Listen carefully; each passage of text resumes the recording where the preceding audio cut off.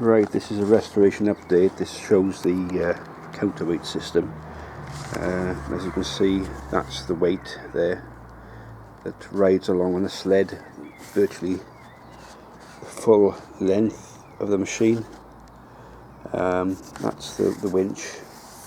It has to be released by a bolt there, and the starting handle is put onto there and winches that counterweight towards the front or towards the back to put more weight on the front rollers or the rear rollers, depending on the requirement.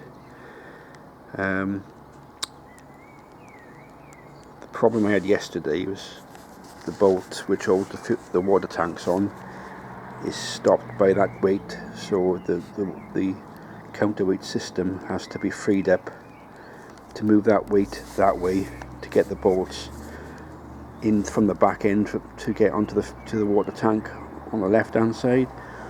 So it's quite a clever idea. This book's for the next one up, but basically the same principle as this GB roller. This is off a GD and a GC, so that is the principle of it.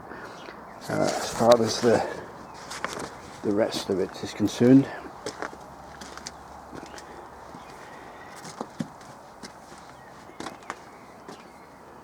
I started cleaning up underneath now. It's starting to take a bit of shape.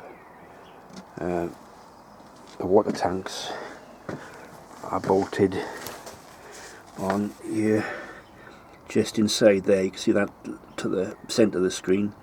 There's a big black lump. That's actually the counterweight, and you can just make out that those two ropes are the wire ropes which pulls it from the front of the machine to the back of the machine. So the weight comes from about this position and can travel on rails up to about this position. I would estimate it weighs about 300 to 400 weight. Once this machine's fully ballasted, you can take up to a maximum weight of 7 ton. So that's a fair old weight. The water sprinkler system on the rear has been constructed using bits that I found in the toolbox. The two mounting brackets were the only things left of the water sprinkler system. So this is what we've got now.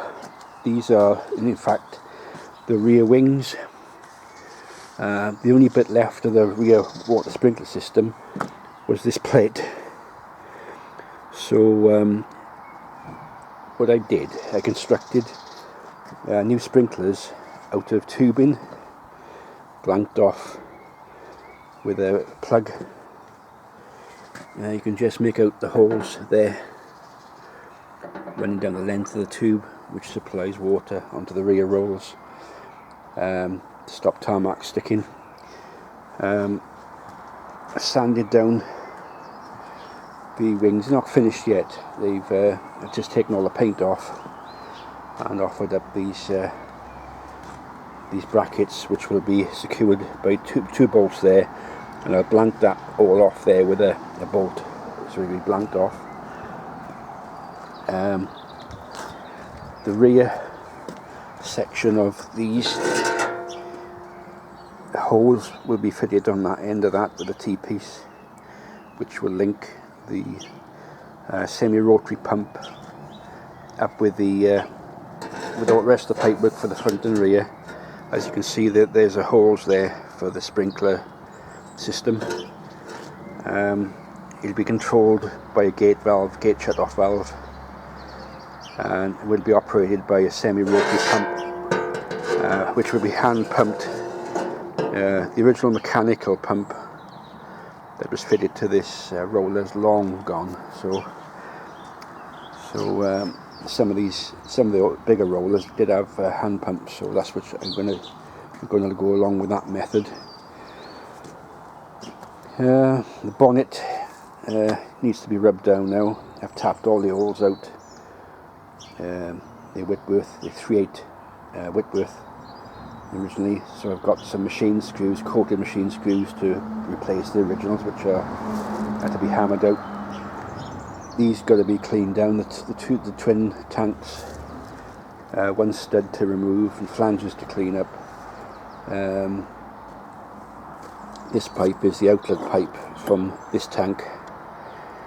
This is the main feed pipe in effect, so this goes from this pipe here into the semi-rotary pump, and from the semi-rotary pump it is piped to the rear and front sprinkler bars. It's quite a simple and effective idea. The originals were virtually the same as that design, but they tended to be broken off and not repaired, and this machine hasn't been used for tarmac rolling for at least 30 years. It's been a cricket pitch for 25 years, so that's the latest. I'm quite satisfied the way it's going. A couple of frustrating jobs with my angle grinder. I decided to pack up yesterday, so I've got a new one on order, should be here tomorrow morning. So I can continue with the rubbing down. The next mechanical job is to move the counterbalance weight to get the bolts in from the back to put those tanks on to the mounting bracket. So so far so good.